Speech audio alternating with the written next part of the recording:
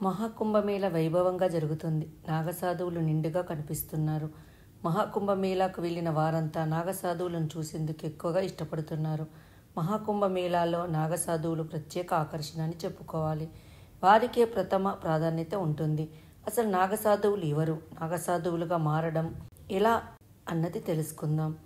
నాగసాధువుగా మారడం అంత సులువైన పద్ధతి కాదు. ఎన్నో పరీక్షలకు తట్టుకొని నిలబడాలి. ముందుగా తనకు తానే పిండదానం చేసుకోవాలి.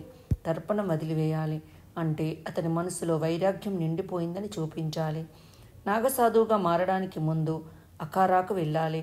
అఖారా అంటే నాగసాధువులు ఉండే ప్రదేశం. అఖారాల్లోకి అందరికీ ప్రవేశం ఉండదు.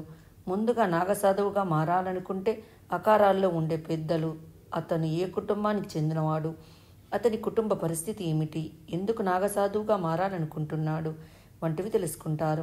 అఖారాల్లోకి ప్రవేశం లభించాక బ్రహ్మచర్య దీక్షను చేపట్టాల్సి వస్తుంది. 6 నుంచి 12 సంవత్సరాల పాటు ఆ దీక్షను చేపట్టాలి.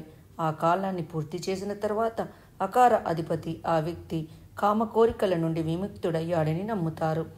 అప్పుడే తర్వాత ప్రక్రియకు వెళ్తారు. రాత్రి 2 గంటల నుంచి 2:30 గంటల మధ్య అత్యంత ప్రశాంతమైన సమయంలో నాగసాధువుల దీక్ష మొదలవుతుంది. దాదాపు 48 గంటల పాటు ఈ ప్రక్రియ సాగుతుంది. ఈ దీక్ష సమయంలో ఆయుర్వేద మూలికలను అందిస్తూ ఉంటారు. నాగసాధువులు రోజుకు 7 ఇళ్లలో మాత్రమే భిక్షాటన చేయాలి.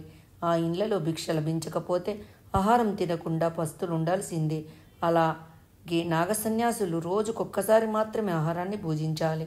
నాగసాధువులు అంతా వేర్వేరు అఖారాలలో జీవిస్తూ ఉంటారు. ఆది గురు శంకరాచార్యుల అఖారలో నాగసాధువులు ఉండాలన్న సాంప్రదాయాన్ని ప్రారంభించారని చెప్పుకుంటారు. తమ శరీరాన్ని కప్పుకోవడానికి బూడిదను మాత్రమే రాసుకుంటారు. అలాగే నాగసాధువులు కేవలం నేలపైనే నిద్రపోవాలి. ఎలాంటి మంచాలు ఉపయోగించకూడదు. నాగసాధువులుగా మారిన వారు సమాజంలో ప్రజల ముందు తలవంచేందుకు ఇష్టపడరు. కానీ వారి సీనియర్ నాగసాధుల ముందు మాత్రమే ఆశీర్వాదం కోసం తలవంచాల్సిందే. అన్ని నియమాలు పాటించాకే ఆ వ్యక్తి నాగసాధువుగా మారుతాడు.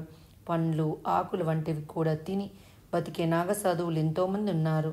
నాగసాధువుగా మారడం అనేది సులభమైన ప్రక్రియ మాత్రం కాదు. ఎంత చలివేస్తున్నా ఒంటి మీద ఎలాంటిది కప్పుకోకూడదు. నాగసాధువులు మరణించాక సాధారణ మనుషుల్లాగా వారికి దమన కార్యక్రమాలు చేయరు.